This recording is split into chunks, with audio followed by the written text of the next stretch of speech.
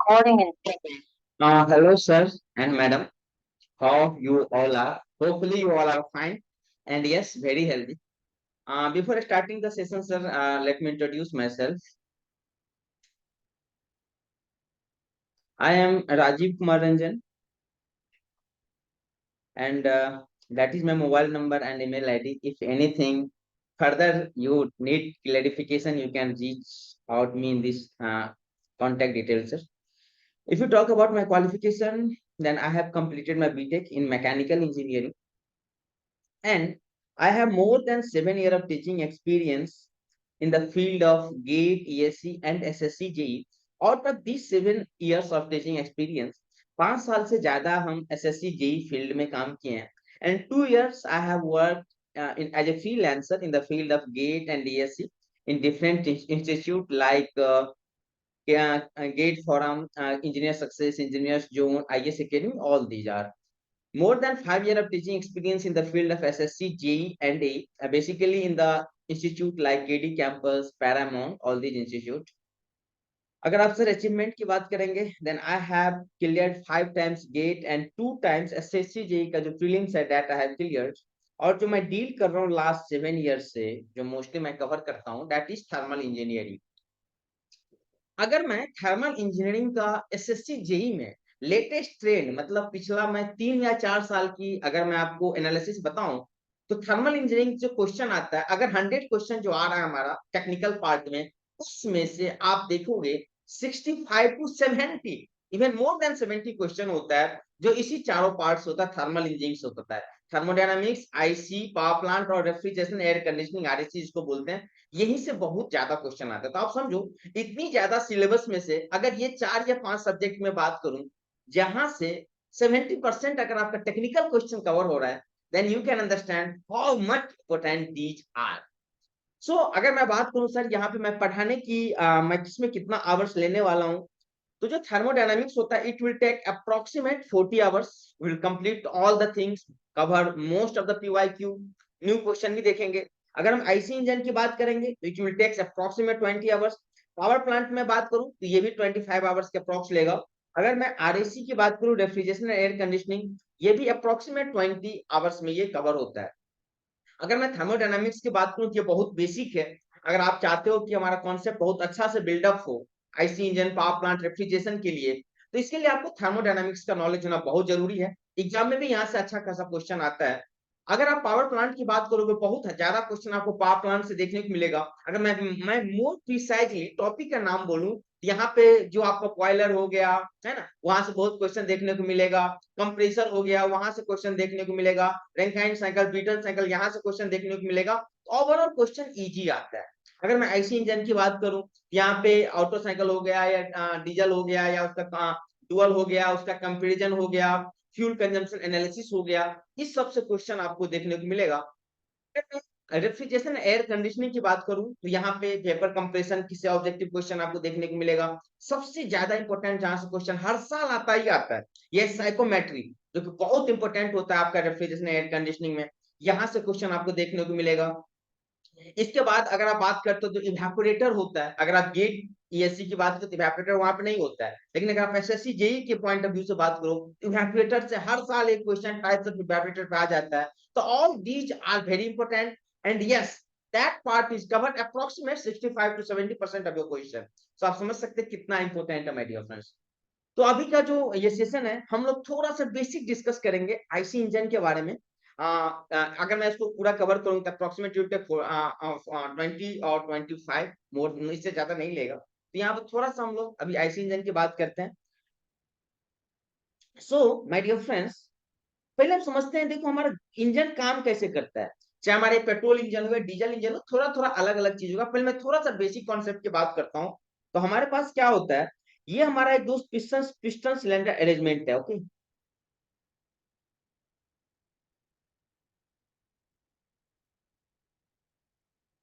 ये है सर, थोड़ा सा ये उसका ये थिकनेस में से बढ़ नहीं रहा है, दैट्स बहुत छोटा छोटा हो रहा है.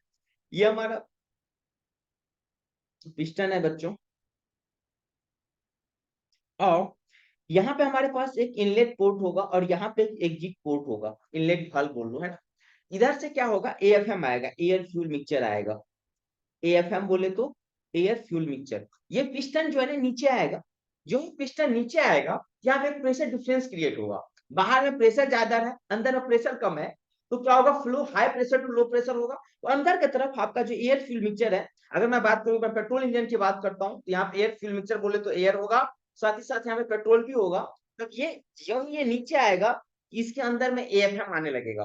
तो यहाँ से, और जब ये हमारा पिस्टन सिलेंडर अरेंजमेंट है, जब हमारा पिस्टन जो है यहाँ पे पहुंच गया, कहाँ पहुंच गया बच्चों, तो ये हमारा टीडीसी है, ये हमारा क्या है, बीडीसी है। और जो टॉप, ये यहाँ पे हमारे पास टीडीसी होगा, टॉप डेड सेंटर, और ये होगा bottom dead centre, BDC bottom dead centre.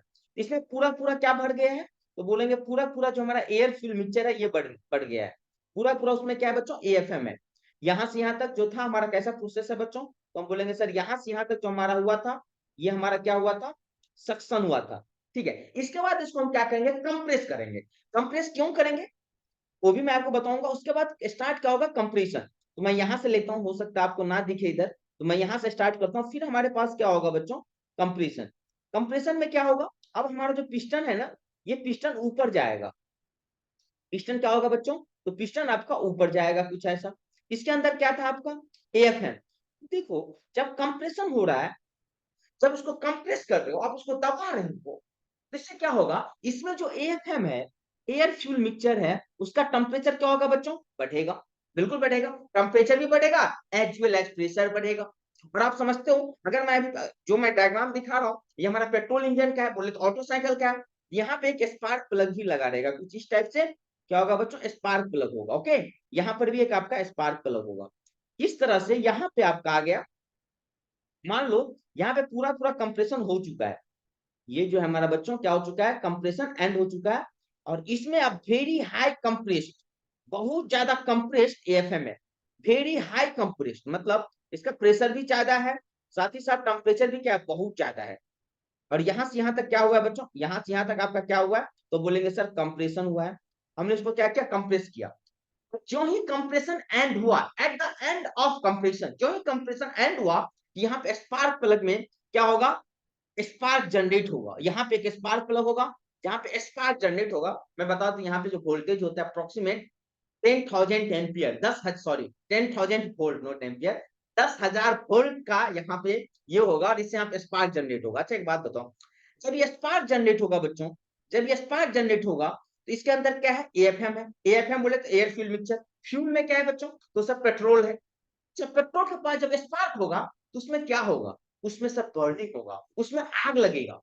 अच्छा बच्चों एक बात बताओ, जब ये बहुत कंप्रेस्ड है, बहुत कंप्रेस्ड है, जब उसमें बर्निंग होगा, या जब स्पार्क होगा, तो जो बर्निंग होगा, ये बहुत कम टाइम में होगा, बहुत ज्यादा टाइम में होगा।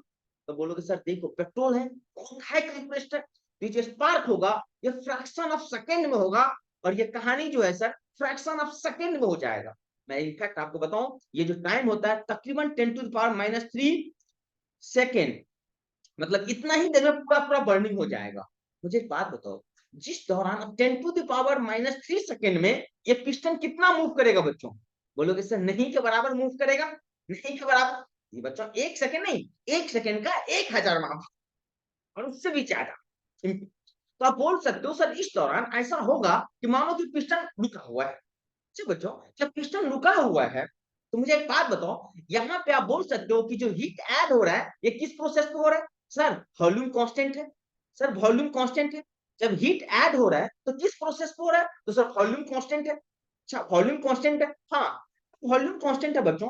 मुझे एक छोटा सा बात बताओ, आप लोग, आप क्या पीवी इक्वल टू एमआरटी लगा सकते हो आइडियल गैस से, बिल्कुल लगा सकते हैं sir, PV equal to MRT.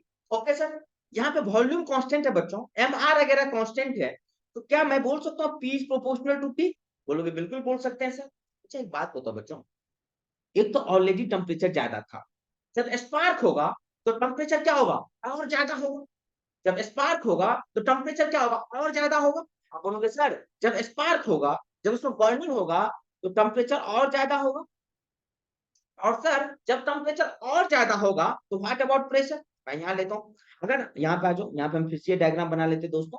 तो आप बोलेंगे कुछ ऐसा है सर हमारे पास, है ना, यहाँ पे हमारा पिस्टन सिलेंडर अरेंजमेंट था, यहाँ पे हमारे पास कुछ स्पार्क प्लग था, और ये हमारे पास कुछ एएफएम था। ठीक है सर, ठीक है सर। जब इसमें जब बर्निंग हुआ था, जब बर्निंग होगा तो टेम्परेचर क्या होगा, पीवी इक्वल टू एमआरटी लगाएंगे। और सर ये जो बर्निंग हो रहा है क्योंकि बहुत कम टाइम में हो रहा है, तो उस दौरान ऐसा लगेगा कि मानो पिस्टन कुछ कवर नहीं कर रहा है। जब कुछ कवर नहीं कर रहा है तो वॉल्यूम क्या है, कांस्टेंट है लगभग। तो P directly proportional to T लिख सकता हूँ, क्योंकि आप ऐसे समझते हो ना, PV इक्वल टू एमआरटी। और ये तो आप बोलेंगे सर P इक्वल टू क्या होगा, M R upon V into T. M R upon इसको मैं कांस्टेंट बोल दूं, बिल्कुल। तो P equal to something C into constant T. C constant है तो सी को हटा देंगे तो क्या मैं प्रोपोर्शनल लगा सकता हूँ, बिल्कुल लगा सकता हूँ। ठीक है, P is proportional to T. बोलोगे कि सर जब जब उसमें बर्निंग होगा तो टेम्परेचर बहुत बढ़ेगा। सर जब टेम्परेचर बहुत बढ़ेगा इसका इफेक्ट क्या होगा, प्रेशर भी बहुत बढ़ेगा। सर जब प्रेशर बहुत बढ़ेगा क्या होगा सर, तो प्रेशर जब बहुत बढ़ेगा सर तो ये प्रेशर कुछ ऐसा लगाएगा सर इसमें। जब प्रेशर ऐसा लगेगा तो पिस्टन किधर आएगा सर, नीचे आएगा। तो पिस्टन हमारा नीचे आएगा इधर। अब हम क्या कर रहे हैं, इस पिस्टन को इस तरह से इसको अपने व्हील जो होता है ना गाड़ी का चक्का, उससे हम कनेक्ट कर देते हैं, देखो है ना, गाड़ी का चक्का कनेक्ट। अब देखो ये पिस्टन नीचे आएगा, जब ये पिस्टन नीचे आएगा तो ये क्रैंककेज क्या होगा, ये रोटेट करेगा बच्चों। ये क्या करेगा, रोटेट करेगा। अगर ये रोटेट करेगा, इसके किसी बहुत सारा अरेंजमेंट के थ्रू हम गाड़ी को व्हील को क्या किया बच्चों, कनेक्ट कर दिए। तो अगर ये रोटेट करेगा तो गाड़ी का व्हील भी क्या होगा, रोटेट करेगा। मतलब बोलेंगे सर यहाँ पे कौन सा स्ट्रोक था, ये पावर स्ट्रोक। मतलब एंड ऑफ कंप्रेशन, जो ही कंप्रेशन एंड होता है कि तुरंत उसमें स्पार्क होता है। स्पार्क होने के कारण वहां पे हीट ऐड होता है। आप बोलेंगे heat addition at a constant, constant volume. ठीक है, जो हीट ऐड हुआ किसके बाद एक्सपेंशन होगा। और जब एक्सपेंशन होगा तब ये पिस्टन नीचे आएगा। जब पिस्टन नीचे आएगा तब ये क्रैंकेज क्या होगा, रोटेट करेगा। जब क्रैंकेज रोटेट करेगा, various arrangement like chain, pulley, gear, clutch, बहुत सारे अरेंजमेंट के थ्रू हम व्हील को कनेक्ट करते हैं, जिससे हमारा व्हील घूमता है और इस तरह से आपका गाड़ी क्या होता है, चलने लगता है। तो ये कौन सा स्ट्रोक हुआ बच्चों, तो बोलोगे सर ये यहाँ से लेके जब ये नीचे पहुंच जाएगा पूरा, यहाँ से यहाँ तक पहुंच जाएगा, तो इसको हम कौन सा स्ट्रोक बोलेंगे बच्चों, तो ये बोलेंगे पावर स्ट्रोक। पावर स्ट्रोक, यानी तो इसी को और कुछ पावर स्ट्रोक बोल सकते हो, या नहीं तो आप इसी को और बोल सकते हो क्या, एक्सपेंशन। क्या बोल सकते हैं बच्चों, एक्सपेंशन। इसी को हम लोग क्या बोलते हैं बताओ, एक्सपेंशन बोलते हैं। जब एक्सपेंशन हो जाएगा तो उसके बाद क्या होगा बच्चों, हमारा क्या है यहाँ पे, अभी हमारा यहाँ पे आ जाएगा, यहाँ पे हमारे पास क्या होगा, पिस्टन बीडीसी पे, बॉटम डेड सेंटर पे। और आप समझते हो यहाँ पे अब क्या है, बर्न्ट गैसेज है। ये क्या है बच्चों, बर्न्ट गैसेज। पर अभी भी उसका प्रेशर बहुत हाई है। जो ही एक्सपेंशन ओवर होगा, यहाँ पे जो आउटलेट वाल्व है ना बच्चों, आउटलेट वाल्व ये ओपन हो जाएगा और तकरीबन 90 to 95% of the burnt gas, 90 to 95% of the burnt gas, जो गैस जला हुआ है उसका 90 to 95% गैस क्या होगा, बाहर निकल जाएगा। रिमेनिंग जो 5% बचा हुआ है उसको क्या होगा, जब ये पिस्टन ऊपर जाएगा, जिसको हम क्या बोलेंगे बच्चों, एग्जॉस्ट, या लास्ट में जो एग्जॉस्ट होता है उसमें चला जाएगा। तो हालांकि एक बात और समझो, यहाँ पे देखो 90 to 95% क्या होता है बच्चों, इसी दौरान निकल जाता है, at the end of expansion. तो जब ये निकलता है उस दौरान ये क्या है यहाँ पे, और ये पता है कितना है, फिर से बता रहा हूँ, बहुत कम टाइम में निकल जाता है। तो यहाँ पे बोलोगे हीट क्या हो रहा है सर, बाहर जा रहा है। तो कैसे प्रोसेस पे जा रहा है, जब वॉल्यूम क्या है, क्योंकि लगभग ऐसा लगेगा कि पिस्टन यहाँ पे रुका हुआ है just at the end of expansion. Expansion हुआ उसी दौरान आउटलेट वाल्व खुलेगा और उसी दौरान तुरंत 90 to 95% ऑफ बर्न्ट गैस क्या होगा, बाहर चला जाएगा। तो हम क्या बोलेंगे बच्चों, it is a constant volume heat rejection. एक बात हमेशा याद रखो, चाहे ऑटो साइकिल हो, डीजल साइकिल हो, डुअल साइकिल हो, कोई सा भी साइकिल क्यों नहीं हो, यहाँ पे तीनों साइकिल में हमेशा जो हीट रिजेक्शन होगा ना बच्चों, ये कांस्टेंट वॉल्यूम पे ही हो। हीट एडिशन कभी कांस्टेंट प्रेशर पे हो सकता है, कभी कांस्टेंट वॉल्यूम पे हो सकता है। डुअल में बात करेंगे तो कांस्टेंट प्रेशर कांस्टेंट वॉल्यूम दोनों होगा। लेकिन हीट रिजेक्शन जो है ना बच्चों, ये हमेशा आपका कांस्टेंट वॉल्यूम में ही होगा, चाहे ऑटो साइकिल हो, डीजल हो, डुअल हो, नो प्रॉब्लम। क्लियर है बात। फिर बोलो सर 5% जो गैस है वो कब निकलेगा, तो जो 5% गैस जब बच गया ना बच्चों, ये यहाँ पे अब हमारा पिस्टन क्या होगा, ऊपर जाएगा कुछ, तो रिमेनिंग जो 5% बर्न्ट गैसेज है वो निकल जाएगा। ठीक, बस 90 से 95% तो ये निकल गया, 5%, 5% ही यहाँ निकलता है। तो ये जो होता है इसको हम बोलते हैं एग्जॉस्ट स्ट्रोक। क्या बोलते हैं, एग्जॉस्ट स्ट्रोक। तो इस तरह से हमारा साइकिल क्या होता है बच्चों, 4 स्ट्रोक की मैं बात करूं, इस तरह से हमारा 4 स्ट्रोक का साइकिल क्या होता है, कंप्लीट होता है और आपका गाड़ी जो होता है चलता रहता है। बोलोगे सर ये सब होने में कितना टाइम लगता है, ये सक्शन, कंप्रेशन, एक्सपेंशन, एग्जॉस्ट, या ये जो था एक्सपेंशन था और ये कौन सा लास्ट ब्लॉक है बच्चों, एग्जॉस्ट है। ये सब होने में तकरीबन 10 to the पावर माइनस 3 से लेके 10⁻⁻2 सेकेंड, मतलब इतना ही देर में ये सारा काम कंप्लीट होता है, सक्शन, कंप्रेशन, एक्सपेंशन, एग्जॉस्ट। सब 1 सेकेंड का 1000वां भाग से लेके 1 सेकेंड का 100वां भाग तक ये सारा सारा काम क्या होता है बच्चों, कंप्लीट हो जाता है। समझ सकते हैं कितना फास्ट में होती है। इसीलिए आपका गाड़ी कंटिन्यूस चलता रहता है। अगर ऐसा हो कि सक्शन हो, फिर बाद में कंप्रेशन होगा, फिर एक्सपेंशन होगा, फिर आपको पावर मिलेगा, तो फिर आपको गाड़ी लगातार नहीं चलेगा, है ना। तो चूंकि ये कंटिन्यूस प्रोसेस है, बहुत कम टाइम में होता है। आप जब अभी मान लो गाड़ी की स्विच देते हो, यूं ही आप स्विच देते हो या आप किक मारते हो गाड़ी के अंदर, तो सक्शन, कंप्रेशन, एक्सपेंशन, एग्जॉस्ट सब कुछ हो जाता है।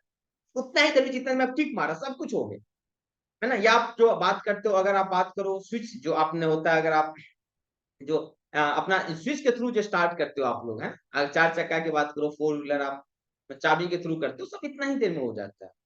ये जो था बेसिक चीज है बच्चों 4 स्ट्रोक इंजन का। इसी तरह से जब हम कभी नेक्स्ट टाइम मिलेंगे तो मैं आपको बताऊंगा 2 स्ट्रोक का कैसा काम होता है, and all the things will elaborate in the very detail. इसका एफिशिएंसी कैसे निकाल सकते हैं, इसमें हीट ऐड कैसा हो रहा है, नहीं हो रहा, all the things will discuss in the very details. So यहाँ पे क्वेश्चन बहुत बार आपसे इंटरव्यू में पूछा जाता है पीएसयू में कि आपने इसको कंप्रेस क्यों किया, क्योंकि अल्टीमेट आपको बर्निंग कराना है ना, आपने इसको कंप्रेशन क्यों किया। कंप्रेशन क्यों किया बच्चों, इसका जवाब मैं अभी थोड़ा सा बताता हूँ। आप इतना बस याद रखना, कंप्रेशन हम इसलिए करते हैं ताकि इसका टेम्परेचर बढ़ सके। टेम्परेचर बढ़ेगा क्या फायदा होगा बच्चों, जब हम हीट ऐड करते हैं ना ज्यादा टेम्परेचर पे, तो हमारा इफिशियंसी ज्यादा होता है। इसीलिए कहीं पर भी हम कंप्रेस करते हैं, क्योंकि देखो हमारे पास एफएम यही था ना, हम सीधा यहाँ पे आग लगा देते, तभी भी हमें पावर मिलता, हमें एनर्जी मिलता। हम इसको कंप्रेशन ना करा तभी भी मिलता, लेकिन उस दौरान जो हमारा यूजफुल वर्क होता है ना बच्चों, ये बहुत कम होता। इसीलिए बच्चों हम क्या करते हैं, कंप्रेस करते हैं। कंप्रेस करने से क्या होता है, उसका टेम्परेचर हाई हो जाता है। जब टेम्परेचर हाई होता है तब क्या होता है, जब हम हाई टेम्परेचर पर हीट ऐड करते हैं ना, तो हमारा जो अवेलेबल एनर्जी है वो हमें ज्यादा हो जाता है।